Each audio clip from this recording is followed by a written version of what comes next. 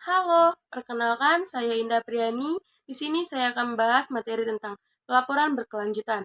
Pelaporan berkelanjutan adalah suatu bentuk pelaporan yang dilakukan untuk perusahaan untuk melaporkan kinerja keberlanjutan mereka dalam aspek sosial, lingkungan, dan ekonomi.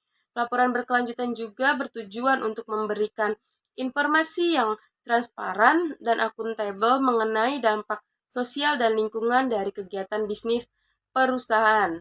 Pelaporan berkelanjutan juga dapat membantu perusahaan dalam memperbaiki kinerja keberlanjutan mereka dan meningkatkan citra perusahaan. Adapun beberapa hal yang terkait dengan laporan keberlanjutan, yaitu tujuan. Pelaporan berkelanjutan memiliki tujuan untuk memberikan informasi yang transparan dan akuntabel mengenai dampak sosial dan lingkungan dari kegiatan bisnis perusahaan. Yaitu selanjutnya ada isi.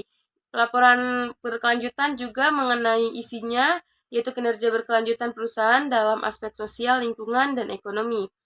Lalu ada manfaat. Laporan berkelanjutan dapat membantu perusahaan dalam memperbaiki kinerja keberlanjutan mereka dan meningkatkan citra perusahaan. Lalu yaitu ada kewajiban. Beberapa perusahaan publik diwajibkan untuk menyusun laporan keberlanjutan. Selain laporan tahunan, lalu yaitu ada laporan. Pelaporan berkelanjutan dapat dilakukan dalam bentuk laporan terpisah atau juga dapat disertakan dalam laporan tahunan perusahaan. Dalam pelaporan berkelanjutan, perusahaan melaporkan kinerja keberlanjutan mereka dalam aspek sosial, lingkungan, dan ekonomi. Pelaporan berkelanjutan juga bertujuan untuk memberikan informasi yang transparan dan akuntabel mengenai dampak sosial dan lingkungan dari kegiatan bisnis perusahaan. Pelaporan berkelanjutan dapat membantu perusahaan dalam memperbaiki kinerja berkelanjutan mereka dan meningkatkan citra perusahaan. Ada pula beberapa perusahaan publik diwajibkan untuk menyusun laporan keberlanjutan selain laporan tahunan.